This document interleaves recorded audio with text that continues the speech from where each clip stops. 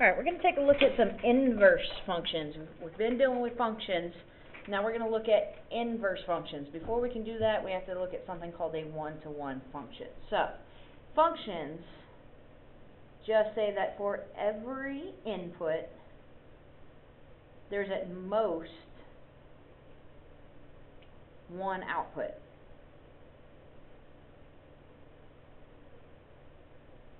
Okay, so for every input, there is at most one output. Okay, at most one output. So if you remember back from Algebra 1, input is your x, your output is your y. So what they're talking about is for every single x value that I give, I'm only going to get one y value out of it. So if I plug in 2, I should get one y value. I'm not going to get two y values. Okay, so functions can pass the vertical line test. Okay, vertical line test, which just means, and I'll do a little mini example here. If I have some graph, okay, it looks like that. What it's saying is that if I were to do a vertical line anywhere on that graph, and a lot of people use their pencil, if it touches more than once, then it is not a function. It does not pass the vertical line test. Okay, but like here on this particular one, it would only touch in one spot. So if I do a vertical line right here, okay, it touches in one spot. So that means that it is going to be a function because that's going to hold true for every point on this line. Okay, so that's your vertical line test. And that should make sense because every x value only has one y value. Okay, if I was hitting in more than one spot, then that x value would have more than one y value. So that's what we're talking about there. Now a one-to-one function is going to be a function still. So it's still going to start with the same definition. For every, that says 4, every input, there's at most one output. Finish writing that here. Okay, and the big part of the one-to-one functions is we have this AND statement. So it's not enough that it's just a function. So for every input, there's at most one output. And for every output,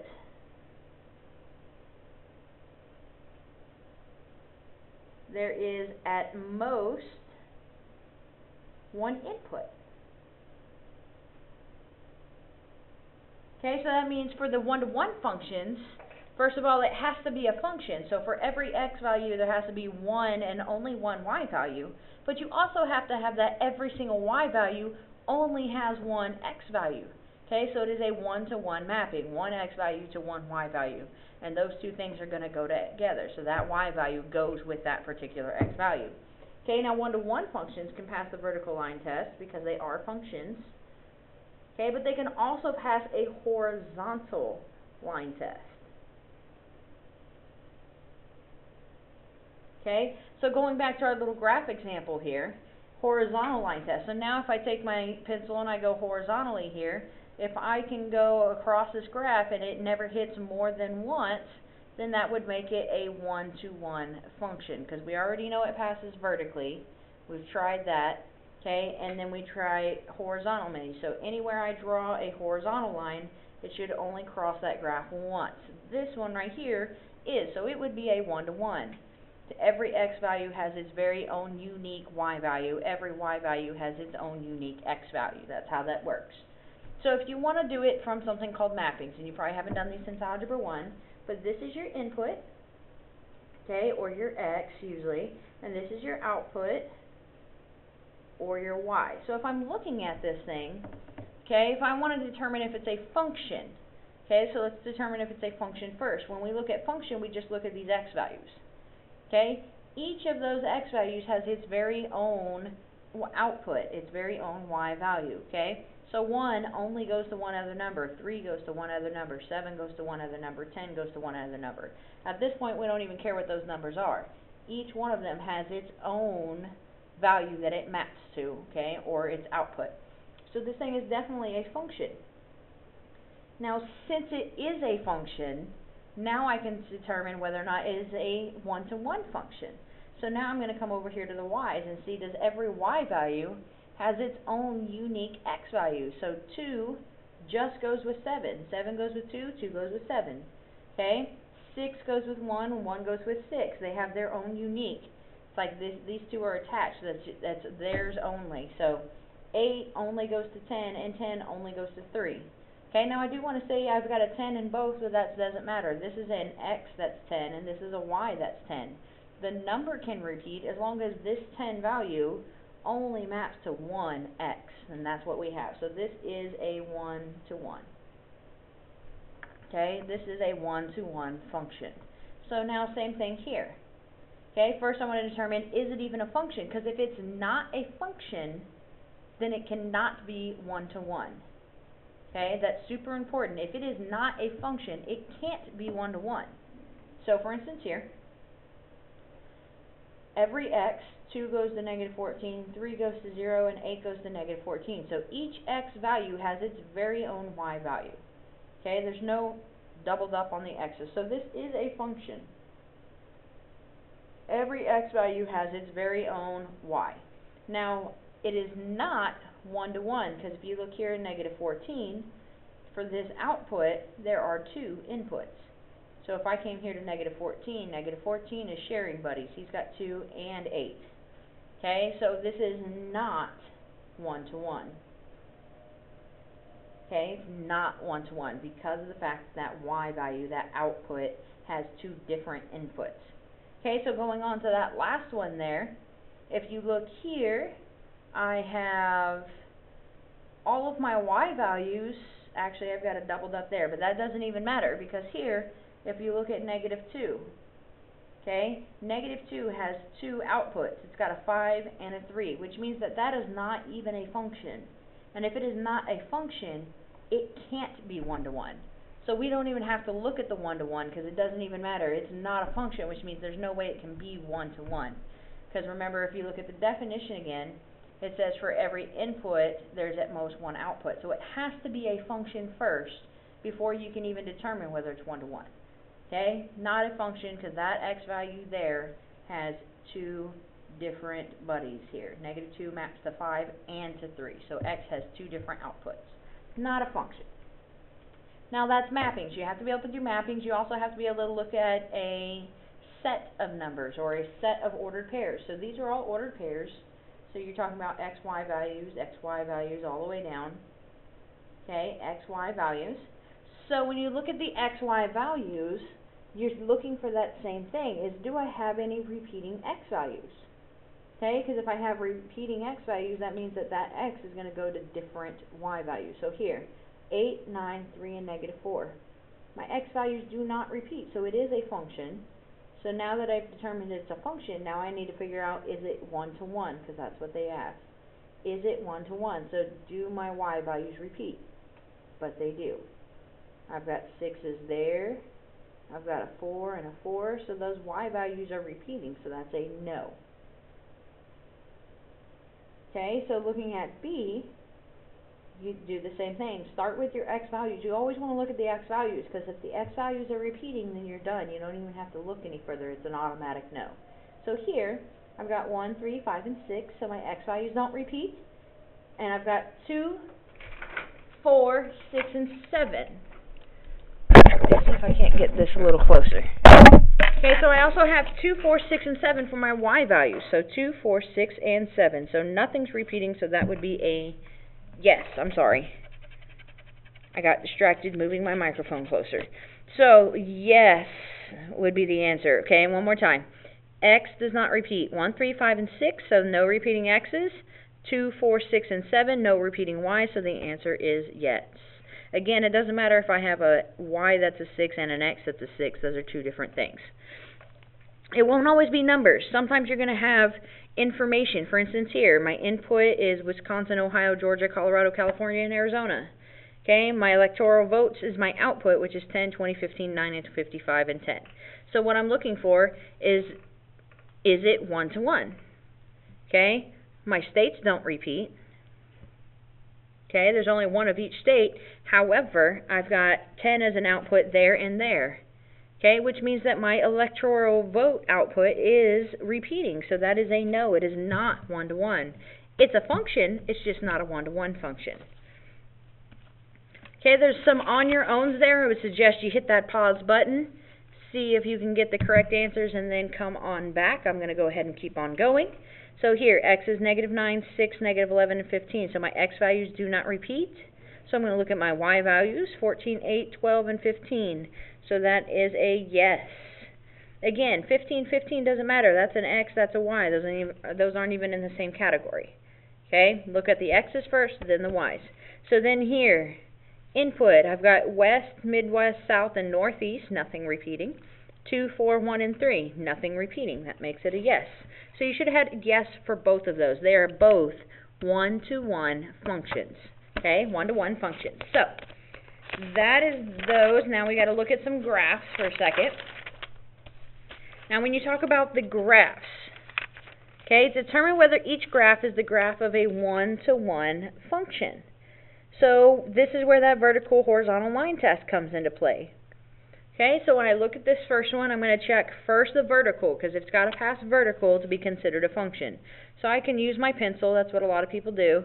You run your pencil across it. If it only touches in one place, then it is going to be a function.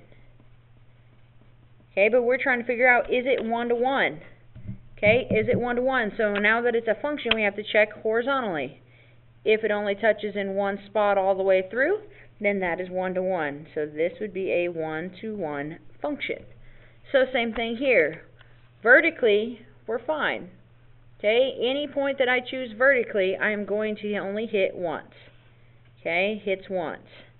Hits once. Doesn't matter where I put this thing, it only hits once anywhere I go. So it is definitely a function. It's actually one of our parent functions. These are all actually our parent functions on the top here. Okay, this is our quadratic parent function. So is it one-to-one? Do the horizontal line test. When I go horizontally, it's not one-to-one. If you look at it there, there's two spots. Okay, it hits here. It also hits here.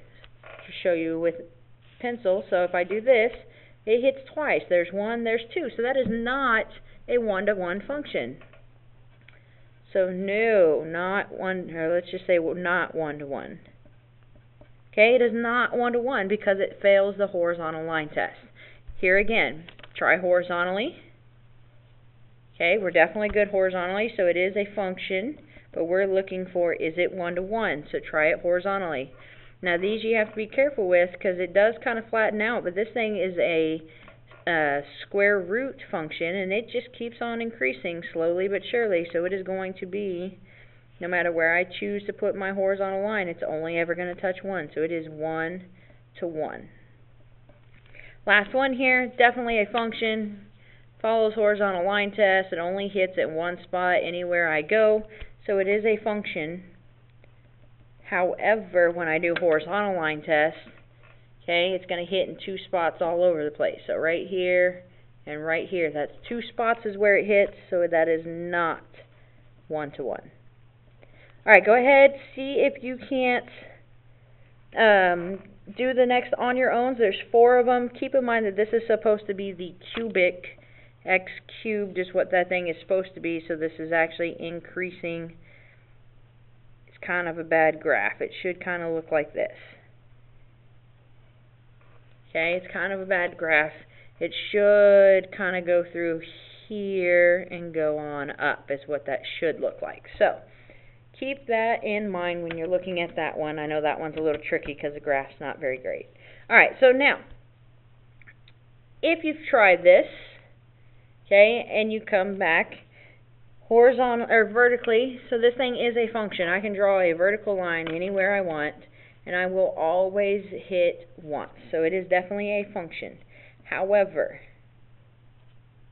okay, when I go to do the horizontal line test, well, when I put it right on top of that horizontal line, it hits in every single spot. Okay, if I draw a horizontal line right through this thing, it doesn't hit just once, it hits everywhere. It hits an infinite number of times.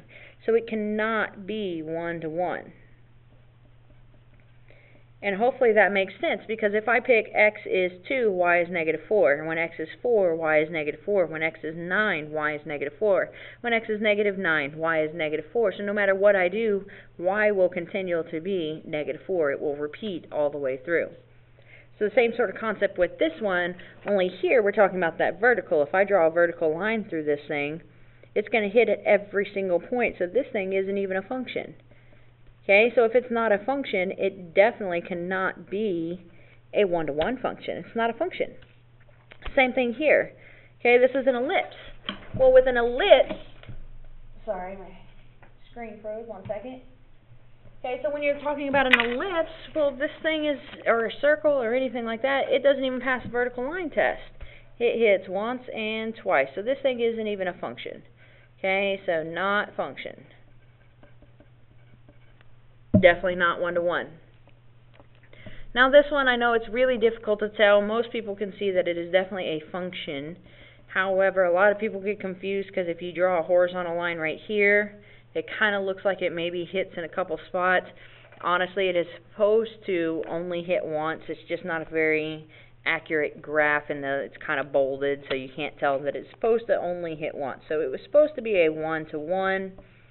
But if you said that it was not one-to-one because you thought it hit twice there, then that would be fine. When we do the ones on the test, we will make sure they're very accurate so you can tell very clearly whether or not it's supposed to be flat or if it's supposed to continue to increase. This one is supposed to continue to increase all the way through the function. So this should have been a one-to-one. Now that's the one-to-one function. So once we've done that, now we can talk about inverse functions. Okay, we can talk about inverse functions. And we had to talk about one-to-one first because in order to be an inverse function, it must be one-to-one. So we'll throw it out a definition and then I'll talk about it a little bit and then we'll look at some examples. So, the inverse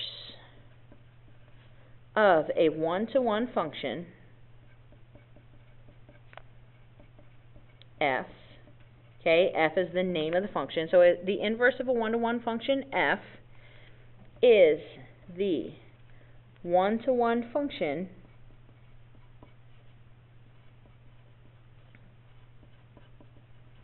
sorry, writing a little slow. And we write that f to the -1. That's our new notation. This right here means the inverse of f. That's what that notation means. Okay, that consists of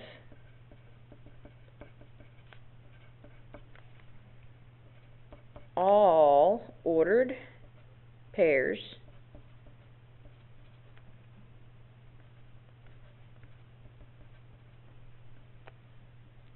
y comma x, and that's important, it is yx, where x comma y belongs to f.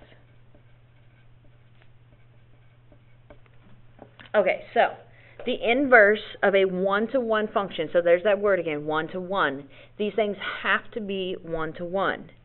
Okay, it has to be a one-to-one function in order to have an inverse, and that's this hint here. If a function is not one-to-one, then it does not have an inverse. That's super important. It does not have an inverse.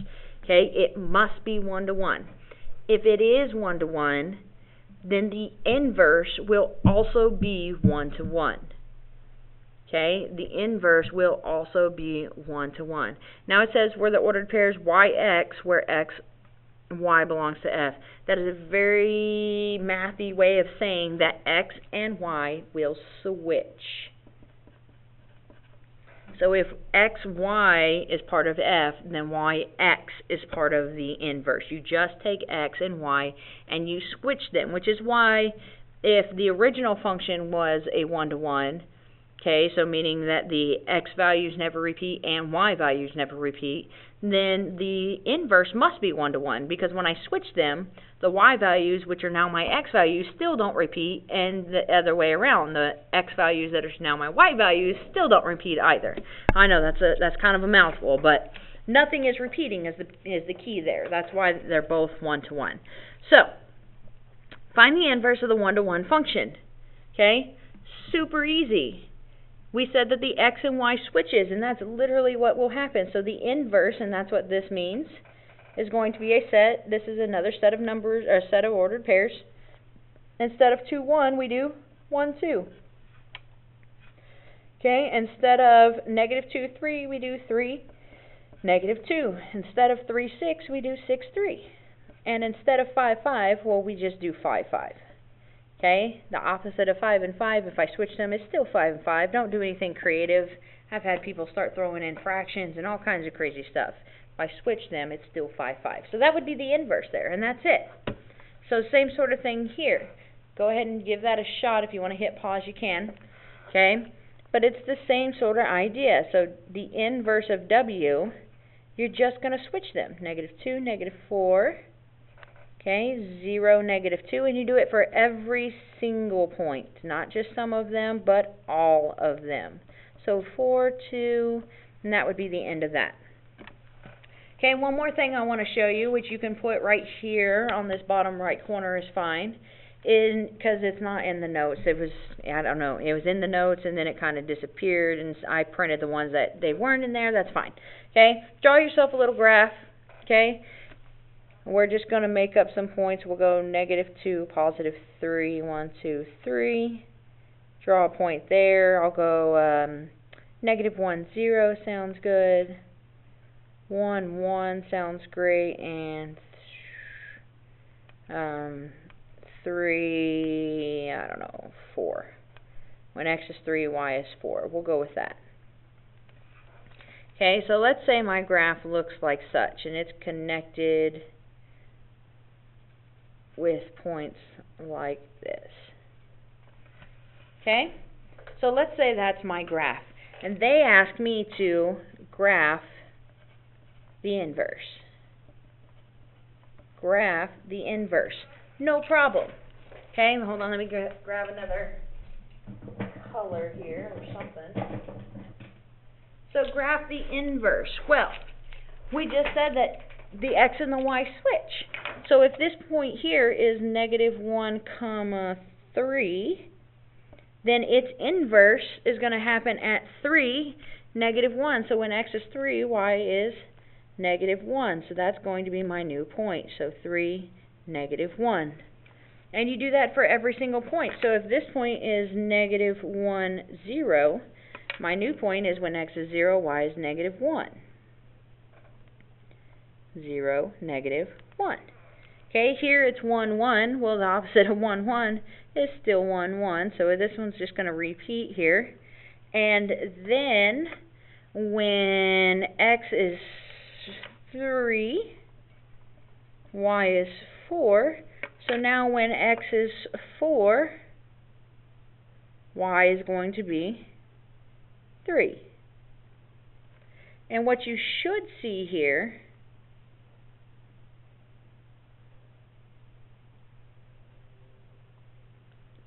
x is 3, y is -1. Oh, this is -2. I was like, something's not right, sorry. If you look at this I wrote it down wrong. This was -2, 3. I wrote it down wrong to start with, which means this should have been at 3, -2, which means it should come down 1 more.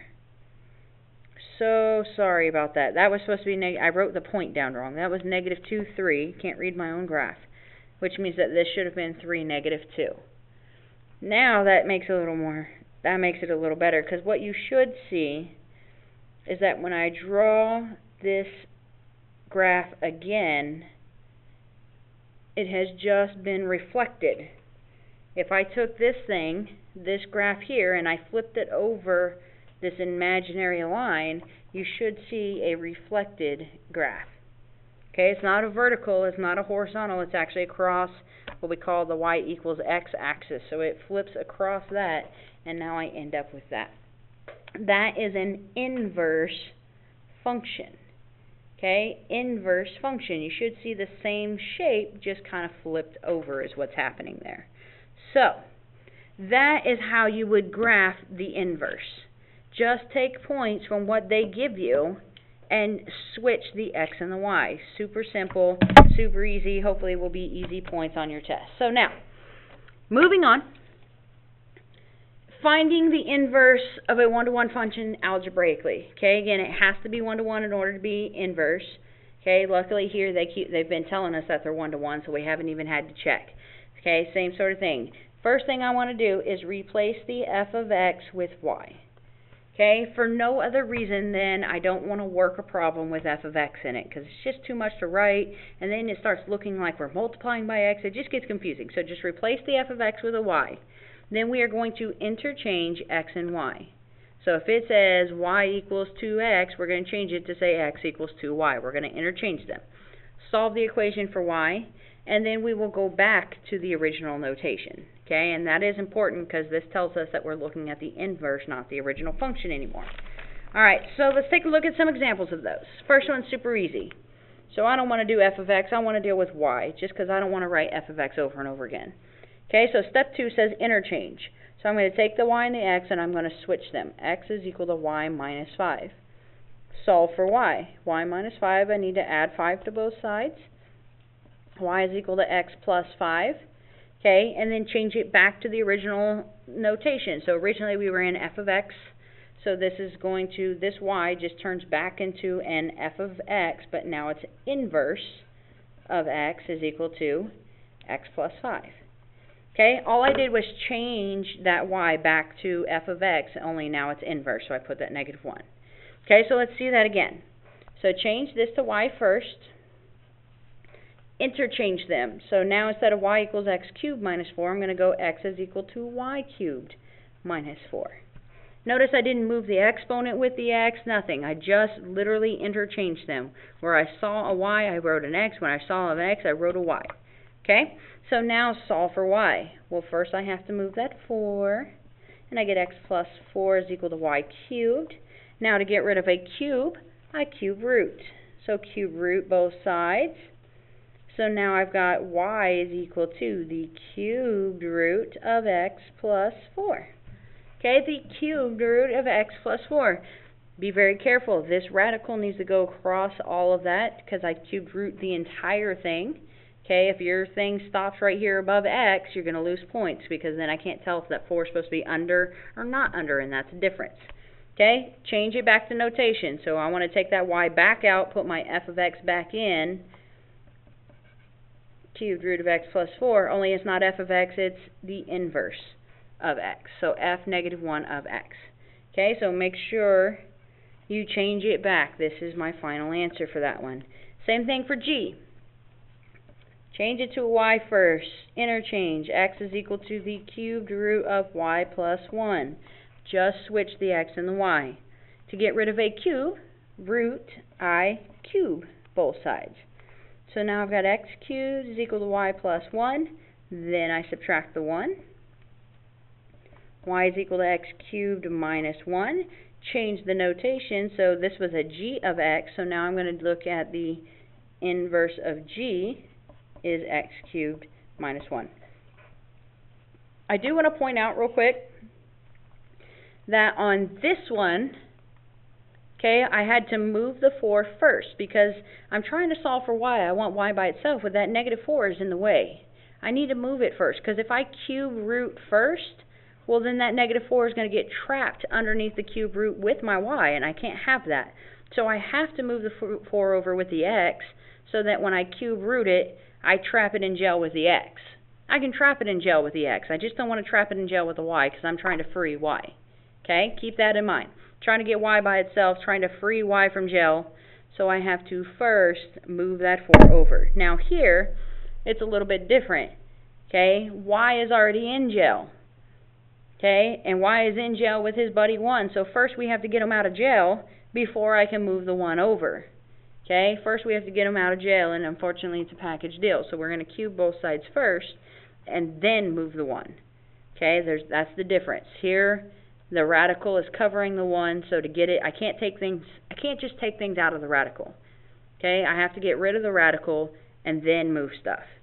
Here, I want to move stuff so that I can then take the radical, so it doesn't get stuck in there. Okay, hit the pause button, try these. You really, really, really need to try these, okay? They're not really all that difficult, but just doing them is very helpful. So, hit the pause button, come back, see if you got the right answers. Replace the y. Change them. X is equal to 4y plus 9. Solve for y. So subtract the 9 over first. X minus 9 is equal to 4y. 4 times y, so divide by 4. everything, not just the 9, not just the x, but everything.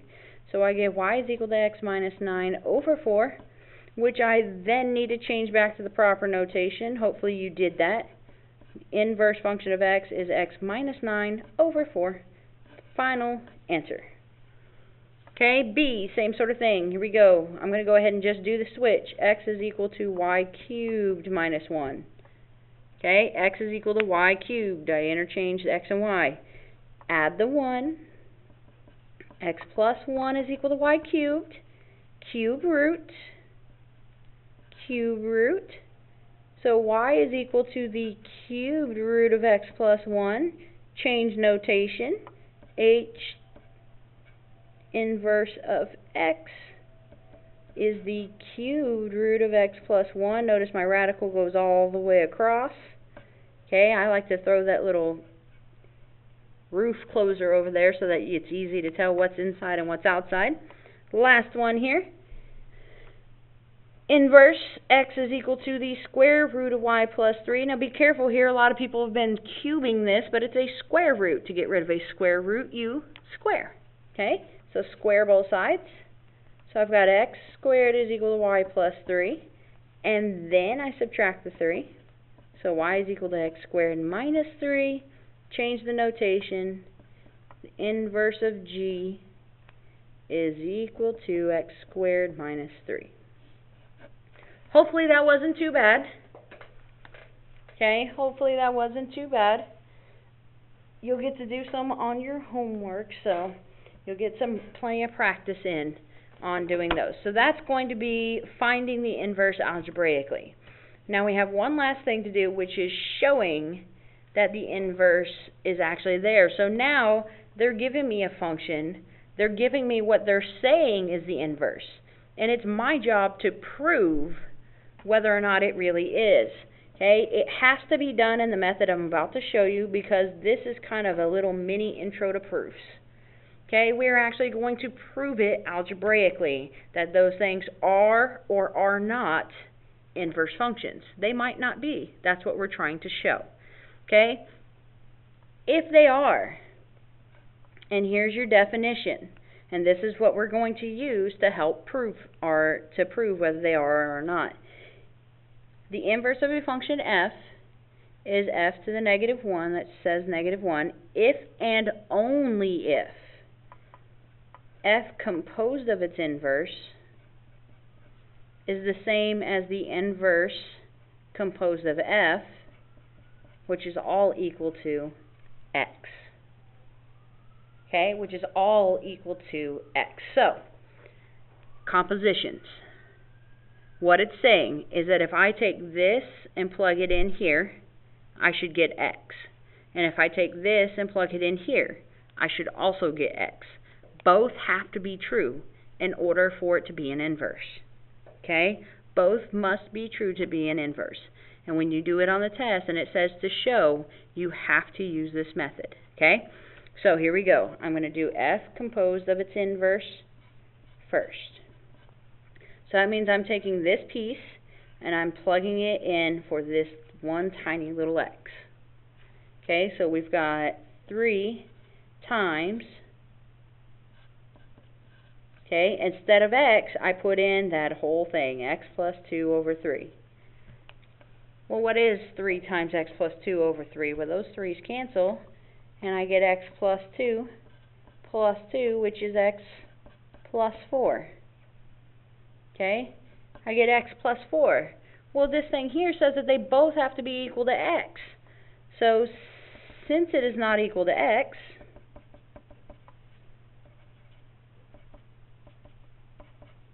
okay, they are not inverses. I don't even have to check the other one. By definition of an inverse, both the f composed of the inverse and the inverse composed of f should yield x, but it does not. So I don't even have to check the other direction. It automatically is not an inverse. So this is not the inverse of 3x plus 2. Okay, so let's see another one. X cubed plus 2, and the inverse they're claiming is the cube root of x minus 2. Let's find out. F composed of the inverse. Okay, so that means I'm going to take this and plug it in here. So what does that give me? Instead of x, I'm going to put in that whole cubed root of x minus 2 cubed plus 2. Okay, I took this little x out and replaced it with this whole thing. Okay, well, what's the cubed root of something cubed? Just itself. Well, x minus 2 plus 2, no problem. It's just x. So that way checks. That's not enough.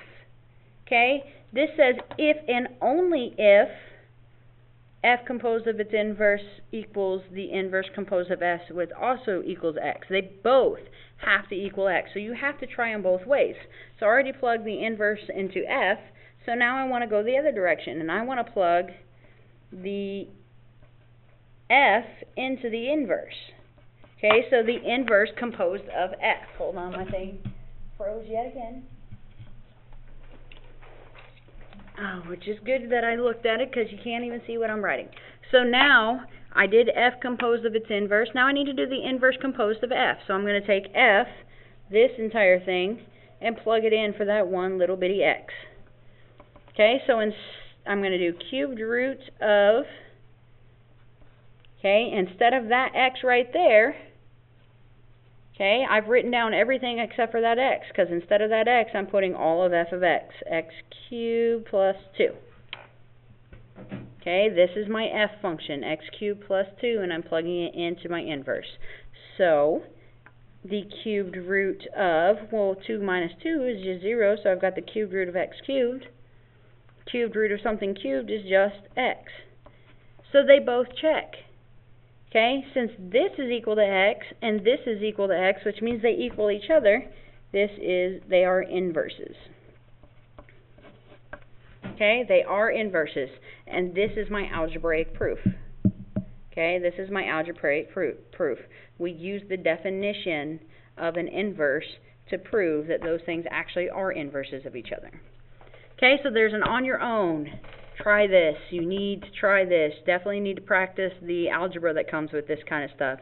Okay, the algebra that comes with compositions can be a little bit tricky. Not too bad, but a little bit. So you want to make sure that you're trying them to make sure you're getting the algebra correct. Okay, I'm going to continue on. So I've got f composed of its inverse. So let's take this and plug it in. So I'm going to have 1/2 of, instead of x, I put this whole thing, 2x plus 5. And then minus 5. I took this x out and put that whole thing in its place. Okay, took this x out. I've got 1/2 and the minus 5, but instead of x, I put 2 times x plus 5.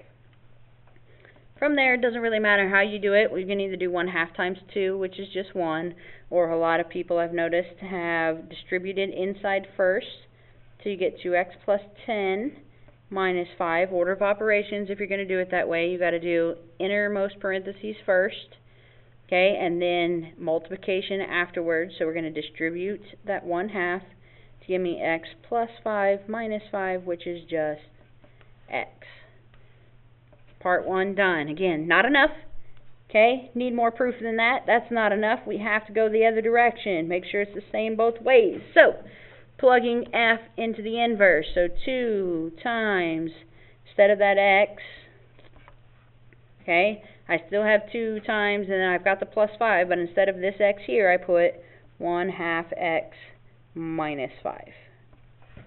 Okay, put 1/2 x, 1/2 x minus 5, because this is my f function. So instead of that 1x there, I put f of x in its place. Now, 2 times negative 5, positive 5, those two things cancel, so I've got 1/2 x. 2 times 1/2 is just 1, so I just left with x. They both check to be x, so they are inverses of each other. Okay, so that is what you should have gotten there, and that is the end of this unit. Okay, that is the end of this unit. There's a quiz on Friday. There is a review on Monday and a test on Tuesday. Good luck.